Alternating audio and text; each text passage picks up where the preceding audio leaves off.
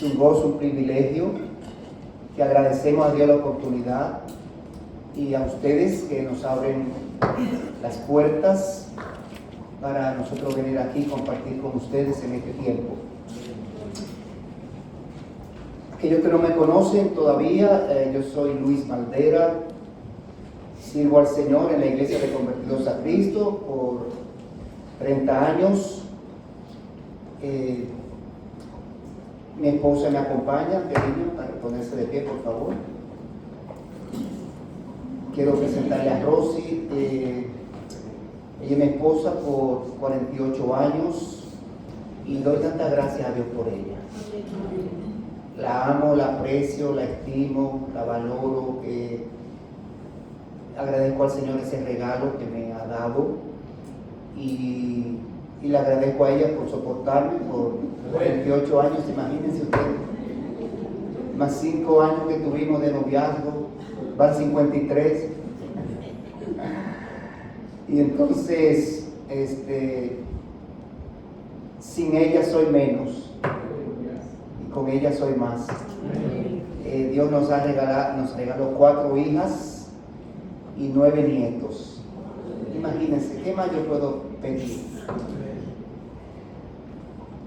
Quiero traer saludos de toda la iglesia de Convertidos a Cristo, que están orando por esta iglesia y sepan que cada uno de ustedes ocupa un lugar importante en el corazón de cada miembro de la iglesia de Convertidos a Cristo. Sentimos esa hermandad que supera distancia, supera océanos. Y estamos aquí por eso, porque oramos por ustedes cada día y queremos el bienestar de esta iglesia. También quiero dar un saludo a las madres. En República Dominicana hoy se celebra el Día de las Madres. No sé en cuáles otros países de Latinoamérica también. Felicidades a las madres y aún a todas aquellas madres de otros países que no se celebra hoy. Felicidades a todas por ese maravilloso privilegio de ser madres. Quiero pedir oraciones también, porque estamos orando para que el Señor nos permita regresar pronto, tener otro tiempo con ustedes. En verdad no nos queremos ir. Ustedes han robado nuestros corazones otra vez, ya lo habían hecho, pero ahora robaron el chin que no se habían robado antes. ¿Verdad? Ustedes son más amorosos cada día, más afectivos y amigables. Estar entre ustedes es un placer, un gozo, un privilegio. Ahora yo quisiera compartir con ustedes la palabra de Dios en el libro de Lucas, capítulo número 5, versículos 17 al 26. Doy gracias al Señor también por cada uno de ustedes. Hemos visto mucho deseo en cada uno de ustedes para seguir adelante. Mucha disposición a servir, a trabajar. Eso es maravilloso. Lucas capítulo 5, versos 17, 26. Los que puedan, por favor, pónganse de pie para que nosotros, reverenciemos la palabra de Dios. Dice así: aconteció un día que él, refiriéndose al Señor Jesucristo, él estaba enseñando y estaban sentados los fariseos y doctores de la ley, los cuales habían venido de todas las aldeas de Galilea y de Judea y Jerusalén, y el poder del Señor estaba con él para sanar.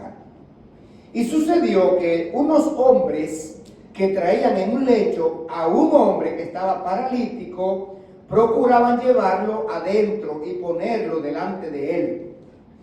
Pero no hallando cómo hacerlo a causa de la multitud, subieron encima de la casa y por el tejado le bajaron con el lecho, poniéndolo en medio, delante de Jesús. Al ver él la fe de ellos, le dijo: hombre, tus pecados te son perdonados. Entonces los escribas y los fariseos comenzaron a cavilar diciendo: ¿quién es este que habla blasfemias? ¿Quién puede perdonar pecados sino solo Dios? Jesús entonces, conociendo los pensamientos de ellos, respondiendo les dijo: ¿qué caviláis en vuestros corazones? ¿Qué es más fácil decir: tus pecados te son perdonados, o decir: levántate y anda? Pues para que sepáis que el Hijo del Hombre tiene potestad en la tierra para perdonar pecados, dijo al paralítico: a ti te digo, levántate, toma tu lecho y vete a tu casa. Al instante, levantándose en presencia de ellos y tomando el lecho en que estaba acostado, se fue a su casa, glorificando a Dios. Y todos, sobrecogidos de asombro, glorificaban a Dios. Y llenos de temor decían: hoy hemos visto maravillas. Pero quiero leer la porción paralela que está en Marcos 2, 1, 3, porque quiero que desde ahora sepamos cuántos hombres eran esos que trajeron al paralítico. En Marcos 2, 1, 3, donde también se narra este acontecimiento, esta ocasión, dice Marcos, el evangelista Marcos: entró Jesús otra vez en Capernaum después de algunos días y se oyó que estaba en casa. E inmediatamente se juntaron muchos, de manera que ya no cabía ni aún a la puerta, y les predicaba la palabra. Entonces vinieron a él unos trayendo un paralítico que era cargado por 4. Oremos. Señor, gracias Señor, porque en tu misericordia nos has reunido en esta mañana como iglesia. Estamos aquí como tu cuerpo, Señor. Estamos aquí como tus hijos. Estamos aquí como tus siervos, Señor, porque deseamos adorarte y alabarte con nuestras canciones, elevando nuestras voces, nuestro espíritu, Señor, y preparados ahora para recibir tu palabra. Nuestros corazones están aquí ansiosos de saber lo que tiene que decirnos hoy. Danos un corazón esponjoso para que tu palabra pueda hallar cabida en nuestros corazones, asentarse allí y nacer, crecer y fructificar, Señor. Danos un corazón atento a tu palabra para recibirla y aplicarla en nuestras vidas. Te lo pedimos en el nombre de Jesús. Amén. Amén y amén. Hermanos, tomen asiento, por favor. En esta porción, mis queridos, de estos evangelios que nosotros hemos visto, pudimos ver 4 hombres que llevaron en una camilla al paralítico frente a Jesús. Y estos 4 hombres ilustran a la iglesia de hoy, donde están 2 o 3 reunidos en mi nombre. ¿Qué pasa? Ajá. La iglesia, una iglesia que nosotros, mi esposa y yo, iniciamos en República Dominicana, comenzó con 4 damas. Comenzó la iglesia con ellas. Se habían convertido en un estudio bíblico y comenzó la iglesia con ellas, con 4. Así que estos 4 hombres ilustran a la iglesia bautista. Jesús es la roca.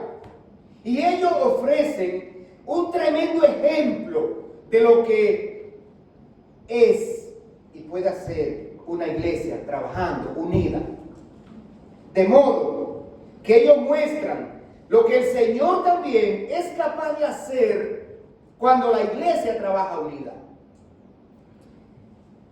Y en este mensaje vamos a hacer una aplicación de ese texto a nosotros como iglesia.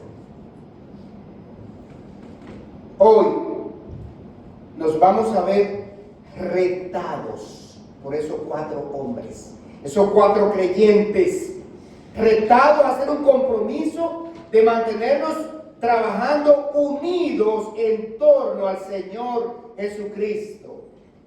y sigamos siendo una iglesia que mantiene la unidad del Espíritu en el vínculo de la paz, como leyó el hermano Humberto en la epístola a los Efesios, capítulo 4, en 1 en adelante.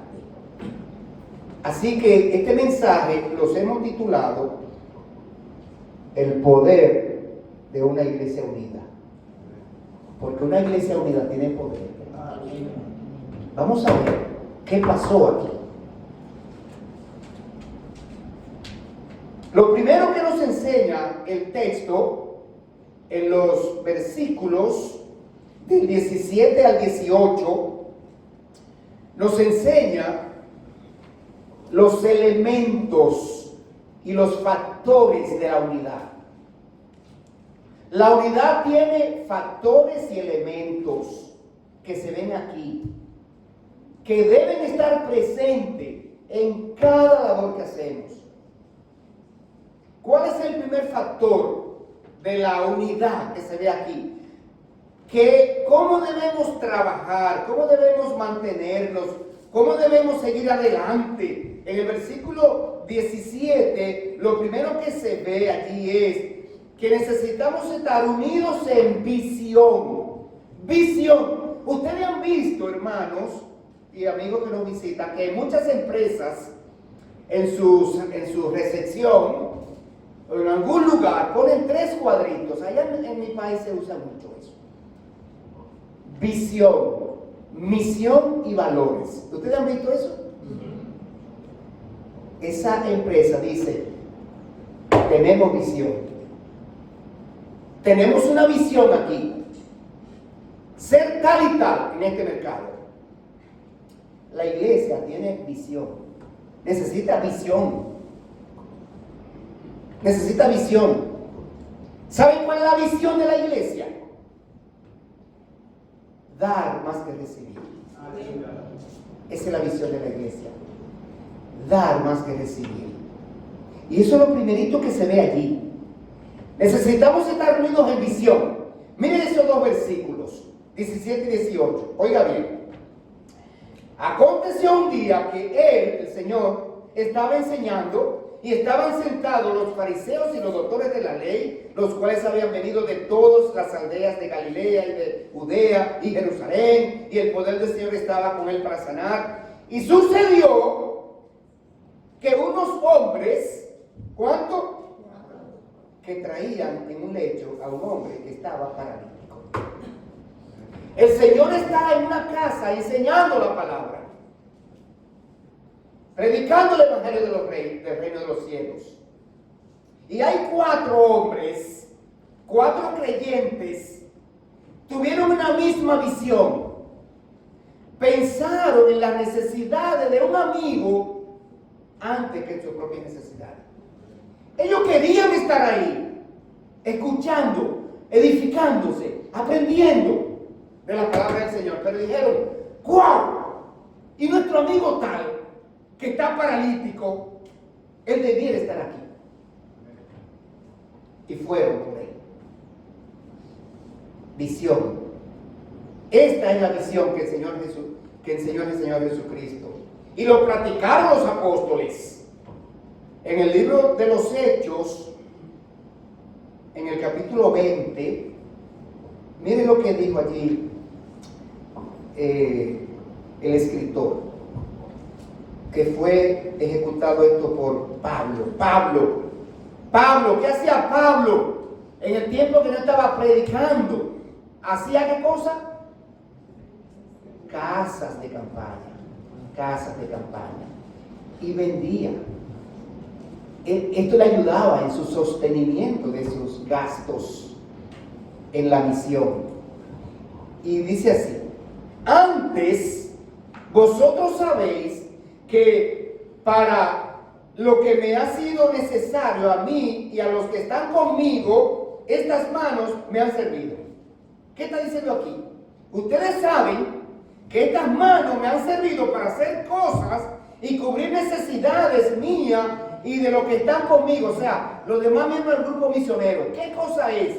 Ahora, ¿qué me motivaba a esto? Dice, en todo es necesario que trabajando así Se debe ayudar a los necesitados y recordar la palabra del Señor Jesús que dijo, más bienaventurado es dar que recibir.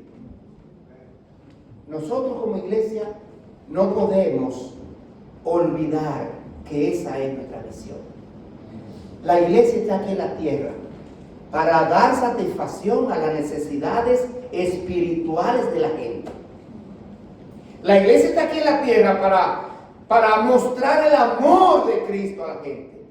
La iglesia está aquí en la tierra para ayudar a satisfacer necesidades materiales en lo posible a la gente. Esa es la visión de la iglesia, hermanos. Tiene que estar presente esa visión constantemente en la iglesia. Y tenemos que estar unidos en torno a esa visión, en torno al Señor. Pero en el versículo 18 se muestra algo interesante.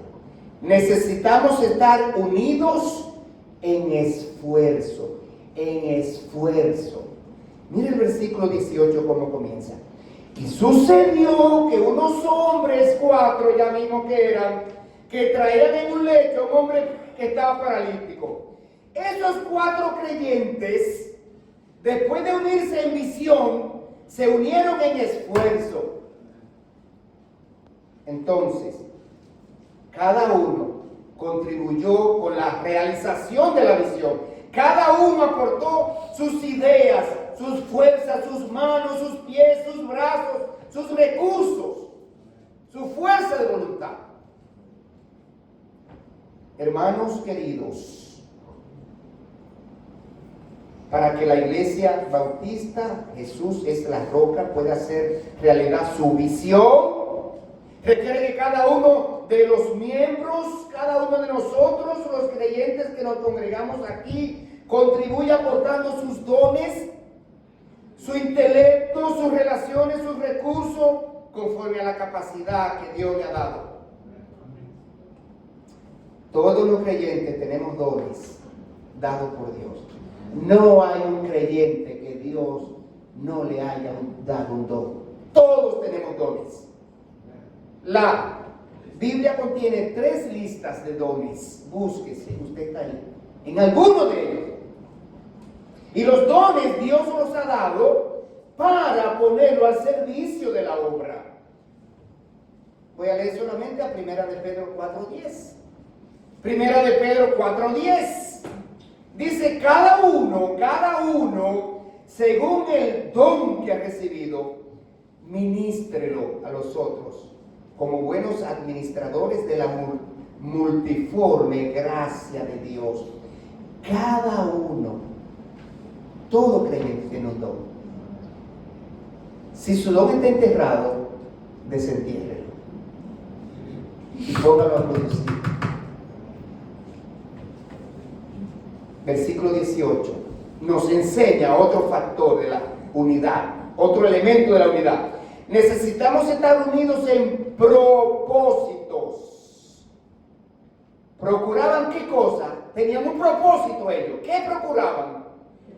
Llevarlo adentro y ponerlo delante de Jesús. Esos 4 creyentes estaban unidos con ese mismo propósito, llevar a ese amigo enfermo a Cristo. Todos trabajaban en base a ese propósito común. Y esa es la misión de la iglesia. Traer a Cristo a toda persona que está a nuestro alrededor para que reciba perdón de pecados y vida eterna. Ese es el propósito de la iglesia.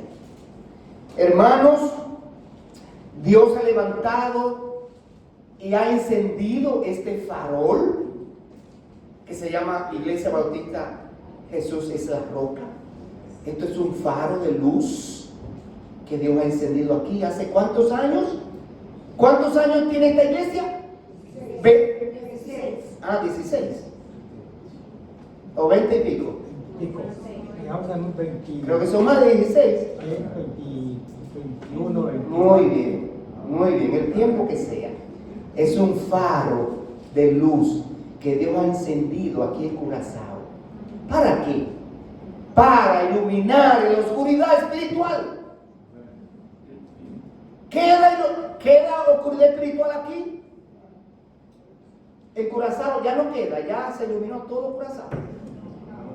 Todavía queda. Hay que mantener encendido el faro. Hay que cargar las baterías. Hay que poner más paneles. Todos los miembros de la iglesia de Cristo tenemos que trabajar unidos en ese propósito. Y los resultados no se van a dar, no se van a hacer esperar cuando trabajamos así. Versículo 19 ahora, pase al versículo 19. Necesitamos estar unidos en las dificultades. Aquí van los 4 hombres. Van los 4 hombres para llevarlo delante de Jesús. Y se encontraron con una dificultad. ¿Cuál fue la dificultad que vemos allí? En mi país decimos, había un molote en la puerta. Había una multitud en la puerta. ¿Y cómo entramos? Es imposible entrar. Hay una multitud allí que no se organizaron en una fila ni siquiera para decir, hey, den preferencia a los ancianos, a los que están en silla de ruedas, a las embarazadas. No había manera de conseguir de que preferencia. Es un molote, es una multitud. Tremenda dificultad. Dice el texto, pero no hallando cómo hacerlo, el propósito, llevarlo adentro y ponerlo delante de Jesús, pero no hallando cómo hacerlo a causa de la multitud. Aquí está el problema, aquí está la dificultad. Y generalmente, hermanos, las dificultades dividen a los grupos de personas que están trabajando en algo. Las dificultades suelen dividirnos y producen desacuerdo, desaliento entre la gente, todo eso, claro que sí. Pero estos creyentes, estos 4 creyentes, se mantuvieron unidos a pesar de la gran dificultad que tenían ahí. Ellos no abandonaron su visión, no rompieron la unidad, no perdieron su propósito común. Y en la iglesia tenemos que hacer lo mismo. Tenemos que mantenernos unidos a pesar de las dificultades que se presenten en el camino. El mismo versículo, más adelante, nos muestra que necesitamos estar unidos en soluciones. Miren lo que pasa. Estamos haciendo algo, se presenta una dificultad. Hay una dificultad aquí. Vamos, lluvia de ideas, digan, ¿qué van a hacer? Ideas. Comienzan las ideas. Si no nos ponemos de acuerdo aún en las ideas,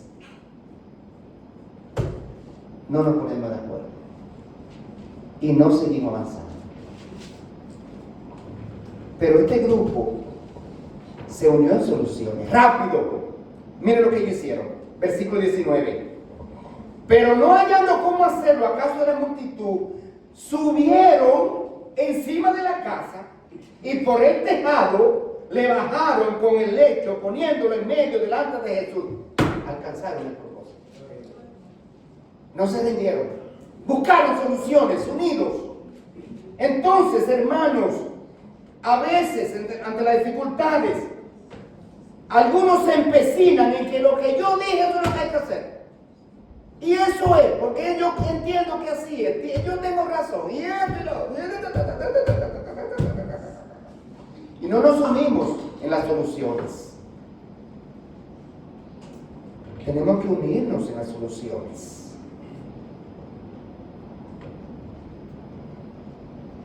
¿Qué fue lo que hizo este grupo de 4?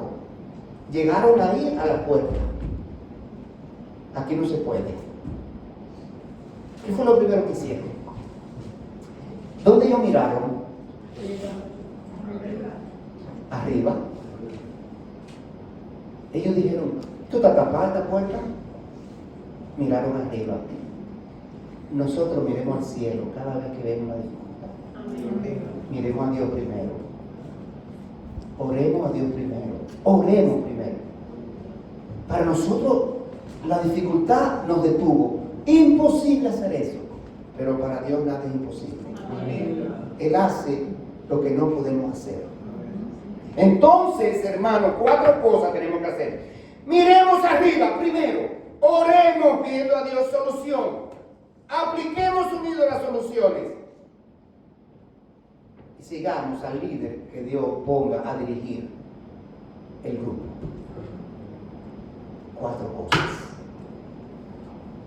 Ellos subieron allí al vuelo, subieron ahí al tejado, subieron al paralítico y se pusieron a las puertas. ¡Ey, allá abajo, agarren ahí! Agarren ahí o se lo va a poner en la cabeza. ¿Y qué hizo la gente? Pasen. Y lo llevaron. Versículo 20 ahora. Necesitamos estar unidos en fe, unidos en espíritu. Mire la condición, mire lo que se produjo aquí. El Señor está adentro, enseñando, sentado o de pie, no sé, y la casa llena. Y de repente pasan esa camilla. ¡Abran paso, abran paso, abran paso! Y el Señor mira esa escena y dice, ¡wow! Y se lo ponen ahí delante. Y el Señor se sorprendió. Y mire cómo el evangelista Lucas expresa la sorpresa de Jesús y el agrado de Jesús al ver algo grande que vio allí. Mire que al ver él la fe de ellos. ¿Qué fue lo que el Señor admiró? La fe. Le impresionó esa fe. Al ver él la fe de ellos en plural. ¿Quiénes son ellos? Los que lo trajeron. Los que lo trajeron. Entonces, hermanos, evidentemente aquí que se destaca la fe de esos 4 hombres y aún del enfermo que aceptó venir. La fe de los 4 fue lo que convenció al enfermo a ser llevado. Cuando usted le habla a una persona para traerlo a la iglesia, esa persona tiene que ver la fe en usted, de que algo grande va a pasar en esa persona si viene, de que necesita venir y escuchar. Entonces, aquí nosotros vemos persistencia, determinación en traer a su amigo a Cristo, y esa fue la mayor prueba de fe de ellos. Esa gran fe que unía al grupo lo condujo a superar el obstáculo que tenían por delante. Hermanos, Dios se agrada en nosotros cuando ve una fe sólida. En Lucas 17, los apóstoles entendieron que necesitaban una fe fuerte y se la pidieron al Señor. Mire cómo dice estos versículos 17, 5 y 6. Estos 2 versículos dicen que los apóstoles dijeron al Señor: aumentanos la fe. Señor, aumentanos la fe. Entonces el Señor dijo: si tuvierais fe como un grano de mostaza, podríais decir a este sicómoro: desarráigate y plántate en el mar, y os obedecería. La mostaza es el grano, está entre los granos más pequeños que existen, entre las semillas más pequeñas que existen. Por eso, si nosotros tuviéramos una fe, dice el texto, poniendo un ejemplo de una semilla de mostaza, eso quiere decir que debe ser nuestra fe más pequeña de ahí todavía. Mostramos una fe más pequeña. A veces oramos sin suficiente fe, en incredulidad, dudando que si el Señor puede hacerlo. Él sí puede hacerlo. Si no lo hace, es porque no es el momento, no es la voluntad, no es lo que conviene. ¿Y qué es el sicómoro que dice allí? Eso es un árbol inmenso. Un árbol inmenso. Pero no es que nos vamos a poner ahora en el parque allí, de que muévete, yo tengo fe. Eso ilustra nuestras dificultades, nuestros problemas, que a veces lo vemos tan grande como un árbol, así cómodo, así inmenso. Mire, pongamos al Señor entre nosotros y la dificultad, y la dificultad se va a ver chiquitica. Si usted pone la dificultad entre usted y el Señor, entonces la dificultad no le va a dejar ver al Señor. Pero hay algo más. En los versículos de 20 hasta el versículo número 24, la porción que estamos estudiando muestra los beneficios de la unidad. ¿Cuáles beneficios hay en que la iglesia trabaje unida? Usted verá 5 beneficios. En primer lugar, en el versículo 20, una iglesia trabajando unida motiva la acción de Jesús. El Señor se agrada y se motiva a responder la oración, y se motiva a actuar, y se motiva a acompañarnos, y a dirigirnos, y a guiarnos, y a conducirnos a la victoria. Observe el versículo 20. Mire esto. Al ver él la fe de ellos, Jesús hizo algo. ¿Qué hizo Jesús?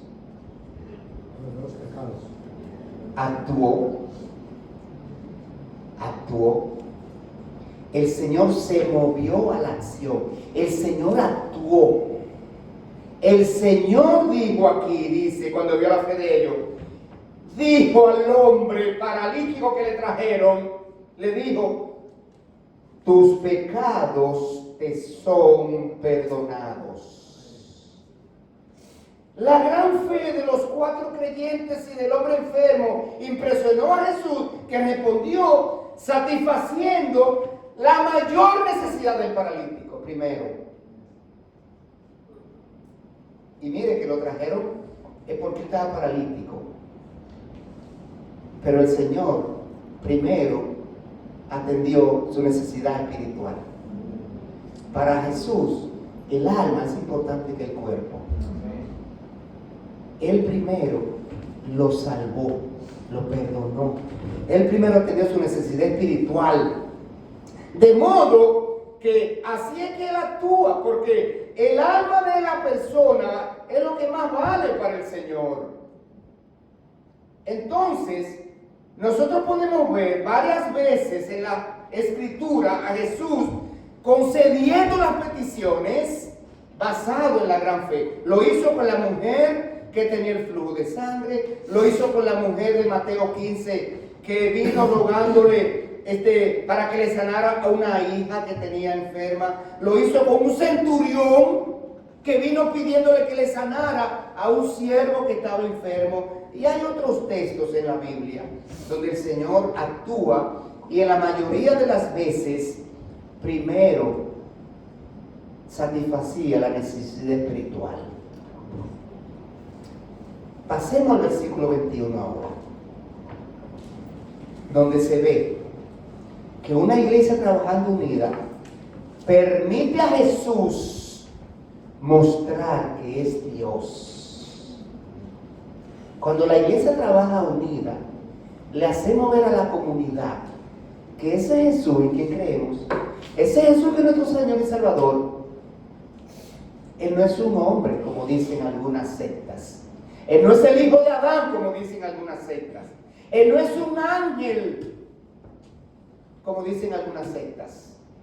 Es Dios encarnado. Y eso es lo que se va a ver ahora aquí, en estos 3 versículos. En el versículo 21, allí están los fariseos y los escribas y los doctores de la ley, que cuando Jesús dijo tus pecados son perdonados, ellos comenzaron a cavilar en sus corazones y en sus mentes y dijeron lo siguiente. Versículo 21. Entonces los escribas y los fariseos comenzaron a cavilar. ¿Qué es lo que es cavilar? Comenzaron a maquinar en sus mentes. Comenzaron a acusar a Jesús en sus mentes. ¿De qué? De blasfemo. Y se preguntaron a sí mismos, no se atrevieron a decirlo, pero lo pensaron. ¿Quién es este que habla blasfemias? ¿Quién puede perdonar pecados si no solo Dios? Versículo 22. Jesús, que conoce lo que hay en nuestra mente y nuestro corazón, y no necesita oír nuestras palabras, porque Él tiene el poder de conocer nuestro interior. Entonces respondió Jesús. Versículo 22. Jesús entonces los sorprendió a ellos, conociendo los pensamientos de ellos, respondió y les dijo: ¿qué caviláis en vuestros corazones? Ustedes se imaginan la sorpresa que ellos recibieron. ¿Cómo? ¿Y cómo tú sabes que estamos pensando eso? ¿Qué caviláis en vuestro corazón? Yo les pregunto a ustedes, ¿qué es más fácil decir tus pecados te son perdonados o decir levántate y anda? ¿Qué es más fácil? Es más fácil decir tus pecados te son perdonados. Porque eso es, ¿quién lo va a ver que sus pecados son perdonados? ¿Quién lo puede ver y comprobar? Nadie. Ahora, ¿qué es más fácil? Tus pecados te son perdonados, decir levántate. Pues yo le voy a demostrar que puedo levantarlo de ahí. Y eso fue lo que hizo. Entonces, dice el texto, en el versículo 24, pues para que sepáis que el Hijo del Hombre tiene potestad en la tierra para perdonar pecados, dijo al paralítico: a ti ahora te digo, levántate, toma tu lecho y vete a tu casa. ¿Qué demostró Jesús allí que es? Dios. Tiene poder sobre la enfermedad. Tiene poder sobre nuestras extremidades. Tiene poder allí sobre la invalidez. Tiene poder allí sobre los huesos, las células, los músculos. Cuando él pronunció estas palabras, entonces recibió una acusación. Y ellos tenían razón. Solo Dios puede perdonar pecados. Pero ellos no habían aceptado que Jesús era el Dios, que Jesús era el Hijo de Dios, que Jesús era el Mesías. No lo habían aceptado. Y ante esa incredulidad, entonces Jesús le mostró su poder y su autoridad. Y cuando nosotros vamos y traemos a la gente a escuchar de Cristo, ellos van a comprobar quién es Jesús.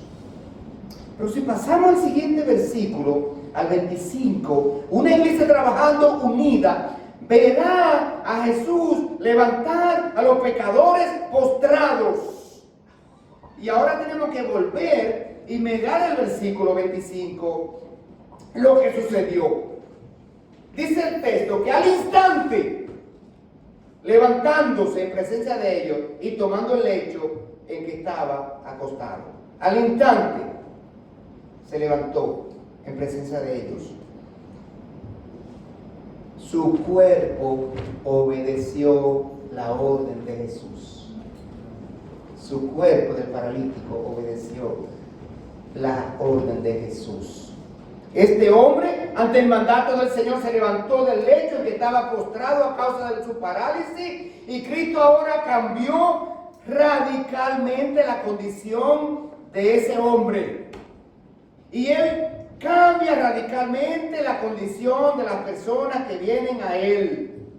Este hombre antes estaba paralítico, incapaz de valerse por sí mismo, esclavizado a una camilla, inútil a su familia, inútil a la sociedad. Y ahora va caminando por sí mismo, gozoso a casa. Ahora sería útil a su familia, a la sociedad, a su país y a la iglesia de Cristo. Eso fue lo que pasó con nosotros, los creyentes. Antes de venir a Cristo, ¿a qué estábamos esclavizados? Al pecado. Éramos útiles a la iglesia de Cristo. Éramos útiles al reino de los cielos. Muchas veces el pecado nos habiéndonos esclavizado, pudiéramos haber estado esclavizados a vicios, que llegábamos ebrios a nuestra casa. Éramos útiles a la familia. A veces esclavizados en drogas. Éramos útiles a la familia. No éramos útiles al nivel que debíamos ser. Porque el pecado nos producía cadenas y nos imposibilitaba ser el papá que tú tienes que ser, el esposo que tú tienes que ser, la esposa que tienes que ser, el maestro que tienes que ser, el ejemplo que tienes que ser en tu casa. Pero cuando venimos a Cristo, algo grande pasa. Mire, yo quisiera leer, no sé si lo vamos a poner aquí, a Romanos 6:16. Romanos 6:16. Dice ese texto: ¿no sabéis que si os sometéis a alguien como esclavo para obedecerle, sois esclavos de aquel a quien obedecéis, sea del pecado para la muerte, o sea de la obediencia para justicia? Este texto está diciendo claramente que el pecado nos esclaviza, el pecado nos mata, el pecado nos separa de Dios, el pecado nos condena al infierno. Sin embargo, el versículo 17 y 18 muestran lo que Dios hace cuando venimos a Cristo. Cristo nos liberta de la esclavitud al pecado. Cristo nos libera de la condenación eterna en el infierno por causa del pecado. Por eso que el versículo 17 dice que aunque éramos esclavos del pecado, en el 16, dice en 17, pero gracias a Dios que aunque erais esclavos del pecado, habéis obedecido de corazón aquella forma de doctrina a la cual fuiste entregado, y ese es el Evangelio de Cristo. Cuando obedecemos al Evangelio pasa esto: libertados del pecado, venimos a ser siervos de la justicia, siervos de Dios. Somos siervos de Dios ahora para servir a Dios con nuestra vida, con nuestro testimonio, con nuestro ejemplo. De modo que la persona que viene a Cristo, Cristo lo regenera y lo hace útiles a nuestra familia, al prójimo, a la iglesia, al reino de los cielos. Dios comienza a cumplir el propósito divino en nosotros cuando venimos a Cristo. Antes de venir a Cristo estamos viendo nuestro propio propósito humano. Y no es malo tener propósitos y metas, claro que no. Podemos tener metas y propósitos humanos. Ser abogados, ingenieros, médicos, agrimensor, lo que usted quiera, todo eso es válido. Tener propiedades, todo eso es válido. Pero ese no es el fin de nuestra vida. Hay propósitos divinos en los cuales tenemos que pensar que Dios está deseoso de comenzar a cumplirlos en nosotros. Amén. ¿Cómo concluye la porción? Los últimos versículos terminan mostrándonos el resultado de la unidad, de trabajar unidos. En el versículo 25 se muestra el primer gran resultado. Una iglesia trabajando unida conduce a las personas a glorificar a Dios. Señores, miren este texto, versículo 25. Al instante, tan pronto Jesús le habló al paralítico y lo mandó a levantarse, dice el texto, al instante, levantándose en presencia de ellos y tomando el lecho en que estaba acostado, se fue a su casa glorificando a Dios, y todos sobrecogidos de asombro glorificaban a Dios. No solamente el paralítico se fue glorificando a Dios, todos los que estaban en la casa, cuando vieron eso que Jesús hizo, dice el texto, glorificaban a Dios. Y ese es el resultado del trabajo de una iglesia unida. Ese fue el resultado de 4 hombres creyentes que se unieron en visión, en esfuerzo, en dificultades y en soluciones y en fe.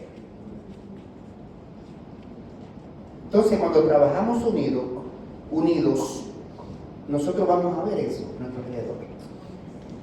Pero el segundo resultado está en el versículo 26, que es que la iglesia trabajando unida induce a las personas no creyentes a desarrollar temor en Dios. ¿Cuál es el mayor problema de una persona que no se ha convertido a Cristo? No tiene temor a Dios y a los juicios de Dios. No ha temido a los juicios de Dios. No ha temido a ir al infierno. No ha desarrollado el temor suficiente para rendir su vida a Cristo Jesús. Y ahora esta gente que estaba en esa casa, no solamente glorificaron a Dios, sino que comenzaron a tener temor a Dios, a los juicios de Dios. No es que Dios es un cuco, que hay que tenerle temor, porque nos va a asustar en la noche, como a veces le decimos a los niños, te va a salir un cuco. Es temor al juicio de Dios, hermanos. Dice la palabra que no temamos a los hombres, que los hombres podrían matar el cuerpo. Pero dice la palabra, teme a Dios, que no solamente puede matar el cuerpo, sino echar tu alma en el infierno, que es lo peor que le puede pasar a una persona. Dice el texto, en el 25, no solamente glorificaron a Dios, y llenos de temor. Ahora los judíos que ellos comenzaron a reconocer que no estaban frente a un hombre común y corriente. No, ya veo que este hombre que está aquí, Jesús de Nazaret, no es un hombre común y corriente. Él puede levantar paralíticos, Él puede perdonar pecados. Ellos comenzaron a glorificar a Dios, a tener temor a Dios, y respetaron el poder y la autoridad de Jesús. Y en verdad Dios demanda de nosotros temor reverente.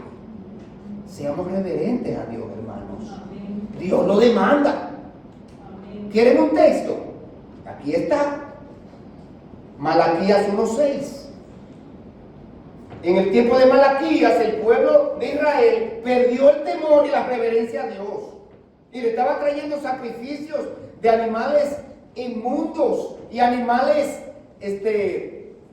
que no estaban en condiciones de ser ofrecidos a Dios, porque Dios demanda lo mejor de nosotros. Y le estaba trayendo animales cojos, inválidos, enfermos, y Dios dijo, no, eso, no quiero eso. Miren, Malaquías 1:6. Oiga lo que Dios le dijo a su pueblo allí, y nos lo dice a nosotros hoy día. Oiga esto: el hijo honra al padre y el siervo a su señor. Si pues soy yo padre, ¿dónde está mi honra? Hijo que está aquí, ¿dónde está tu honra a tu padre que Dios demanda? Muéstralo con obediencia, muéstralo con amor, con afecto, con atenciones. Y mire qué más Dios dijo: y si yo soy Señor, ¿dónde está mi temor? Dice Jehová de los ejércitos a vosotros, oh sacerdotes, que menospreciáis mi nombre. Dios quiere temor reverente. Terminando la porción, verso 26. Una iglesia trabajando unida permite que los no creyentes vean que Jesús hace lo que el hombre no puede hacer. Este mundo tiene que ver que Dios hace lo que el hombre no puede hacer. ¿Qué está tratando el hombre de hacer hace tiempo en este mundo? Propiciar paz. ¿Hay paz en el mundo? ¿Hay muestra de amor al mundo? ¿Hay amor al prójimo al mundo? Los hombres nos hemos convertido en el lobo del hombre. Nos estamos devorando unos a los otros. Cada día peor. Miren cómo lo expresaron estos judíos que estaban allí alrededor de Jesús cuando vieron lo que Jesús hizo. Miren lo que decían. Vamos a leer el versículo completo para que tengamos la idea. El versículo 26. Y todos, sobrecogidos de asombro, glorificaban a Dios, número 1. Número 2, y llenos de temor. Número 3, decían algo: hoy hemos visto maravillas. Nunca habíamos visto esto aquí en Israel. Nunca lo habíamos visto. Reconocieron que las cosas que Jesús acaba de hacer eran maravillas que nunca habían visto en Israel. Jesús había cambiado la condición emocional, espiritual, social, física de este hombre paralítico. Hermanos, y hoy todos reconocemos que el mundo necesita cambios. Pero ¿saben qué? La sociedad, los líderes están buscando cambiar el mundo de manera equivocada. Con métodos, programas, préstamos, financiamiento, etcétera, etcétera, planes, programas. No es así. No se va a cambiar así. El egoísmo, la ambición, la vanidad, el desamor que se ha apropiado de nosotros los hombres, que se ha perdido el valor de la vida humana, solamente se puede solucionar cuando cada uno de nosotros arreglemos cuentas con Dios primero. Habrá paz entre nosotros cuando estemos en paz con Dios. Amén. Entonces, Jesucristo es el que puede propiciarnos esa paz. El mundo tiene que entender que solo Cristo puede transformar el corazón del hombre para conducirnos a cambiar el odio por amor, la violencia por paz, el egoísmo por generosidad y bondad, y el egocentrismo por entrega al prójimo. Cuando la iglesia de Cristo trabaje unida en su misión de predicar el evangelio y ser luz y sal de la tierra, el mundo verá la maravilla que Dios puede hacer cambiando el corazón de los que aceptan a Jesús. Hermanos queridos, ¿cómo quisiéramos concluir este tiempo? Quisiéramos concluir este tiempo volviendo al texto que leyó el hermano al principio, cuando leyó la lectura en Efesios 4, 1 a 6. ¿Cómo nosotros quisiéramos, mi esposa y yo, regresar a nuestro país el próximo miércoles hasta que volvamos aquí? ¿Cómo queremos irnos? ¿Y qué noticia queremos llevarle a convertidos a Cristo? Queremos llegar allá y decir: la iglesia está unida, trabajando unida. Eso quisiéramos llevar allá. Eso va a animar a esos hermanos allá que están esperando nuestras noticias. Ese texto de Efesios 4, 1, 6 dijo: yo pues, preso en el Señor. Está hablando allí el apóstol Pablo, transmitiendo el deseo de Dios para su iglesia. Esta iglesia en Éfeso, que tenía problemas de ese tipo. Yo pues, preso en el Señor, os ruego que andéis como es digno de la vocación con que fuisteis llamados. Aquí Dios ha llamado a todos y cada uno de ustedes a la fe, a creer en Jesucristo como Señor y Salvador. Ustedes fueron llamados. Y los que no se han convertido a Cristo están siendo llamados ahora. ¿Cómo Dios espera que nosotros caminemos, que andemos? Eso es lo que quiere. Andéis como es digno de la vocación con que fuiste llamados. ¿Con cuáles características? Versículo 2. Con toda humildad y mansedumbre, soportando con paciencia los unos a los otros, en amor, solícitos en guardar la unidad del Espíritu en el vínculo de la paz, unidos en un cuerpo, un espíritu, como fuiste también llamados, en una misma esperanza de vuestra vocación, porque tenemos un Señor, una fe, un bautismo, un Dios, Padre de todos, el cual es sobre todos y por todos y en todos. Amén. Tenemos suficientes elementos de unidad. Ahí están mencionados. Entonces, esos elementos de unidad que nos unen tienen que motivarnos a preservar la paz, porque ya el Espíritu dio la paz. Tenemos la paz en el Espíritu. Estamos unidos por el Espíritu de Dios. El llamado es a mantener la unidad que el Espíritu ya ha dado. Entonces, hermanos, en ninguna agrupación, en ninguna entidad humana, la unidad aparece por sí sola. Y la iglesia no es la excepción. Para mantener la unidad hay que trabajar por ella, hay que desearla, hay que procurarla con diligencia, dice el texto. Hay que evitar dañar a la iglesia, hay que evitar dañar a los hermanos con comentarios inapropiados, hay que evitar dañar la iglesia con especulaciones, poniendo a correr especulaciones o murmuraciones. Hay que evitar prestar nuestro oído para escuchar cosas que no edifican. Hay que ejercitar amor, paciencia, tolerancia, perdón, sumisión a la autoridad. Hermanos queridos, nosotros hemos visto hoy en este estudio la manera como la necesidad de ese paralítico unió a ese grupo de creyentes, quienes se movieron a la acción y lo llevaron a Jesús. Aquí hay muchas necesidades. Aquí, en este sector que está esta iglesia, y cerca donde usted vive, y en el seno de su familia, y en la oficina donde trabaja, hay muchos paralíticos. Yo quisiera que viéramos aquí un videíto, un PowerPoint con 6 diapositivas. Quisiera poner un anuncio aquí, un aviso. Vamos arriba, mi hermano.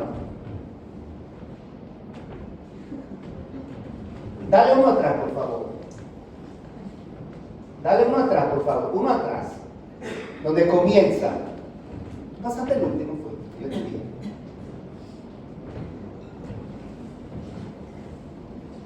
El primero de la diapositiva. Ese es el primero. Dale, mi hermano. Perdona, dale. Perdóname. En la iglesia bautista Jesús de la Roca, Jesucristo busca camilleros. Esto es una oferta de empleo aquí en Curazao. Un aviso de empleo. Hay vacantes. En esta iglesia Jesús está buscando camilleros. Vimos 4 camilleros ahorita, ¿verdad que sí? Traían a 4 en una camilla. Entonces, hermano, vamos a ver qué más tenemos aquí. ¿Para qué queremos camilleros? ¿Para qué Jesús busca camilleros? Para traer pacientes enfermos a la iglesia que entren al reino de los cielos.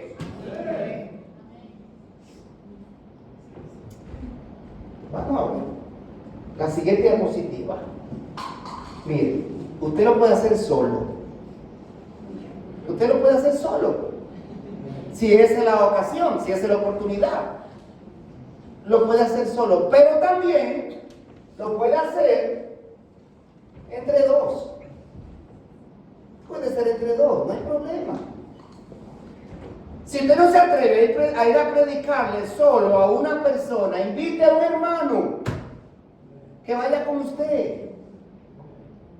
Y está orando mientras usted le presente el evangelio. Y lo apoya cuando usted se tranca. ¿Dónde será que dice la Biblia esto? Ahí está. Pueden ser 2, pueden ser 4, pueden ser 3. Vamos a ver qué más dice. Ahí están otros 2. Y la otra diapositiva, ¿qué dice? ¿Aceptas el cargo? ¿Quién acepta el cargo? Dame tu mano arriba si tú aceptas el cargo. Gloria a Dios.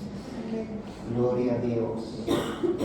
Mire, no se preocupe por la recompensa ni por la paga. No se preocupe por eso, mire. Dios paga la recompensa y son eternas. El Señor que va a recompensar nuestra labor. Queridos, para concluir, en verdad, a nuestro alrededor hay muchas personas enfermas del alma, postradas en la cama de la muerte espiritual por el pecado. Así que adelante, iglesia, levantémonos de nuestra zona de confort, de nuestra comodidad, en que a veces nos protegemos, ¿verdad? En esta zona de confort, apachuchándonos ahí, hermano.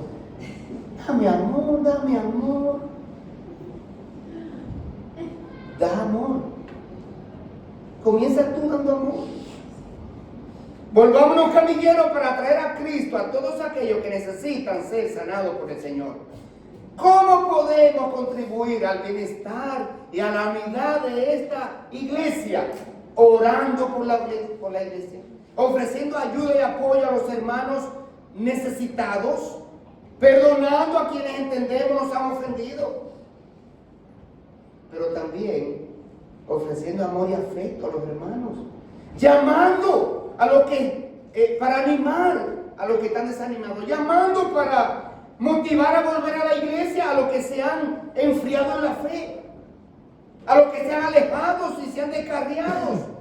Llámelo y motívelo a volver a la fe de Cristo y a glorificar y adorar a Dios aquí en su iglesia. Estemos atentos a los que vienen como invitados para darle la bienvenida y ponernos a sus órdenes. Esas son maneras de nosotros trabajar unidos, contribuir al bienestar de la iglesia, y Dios está esperando que nosotros procedamos, que nosotros apliquemos. Este mensaje no fue nada más para oírlo, es para vivirlo.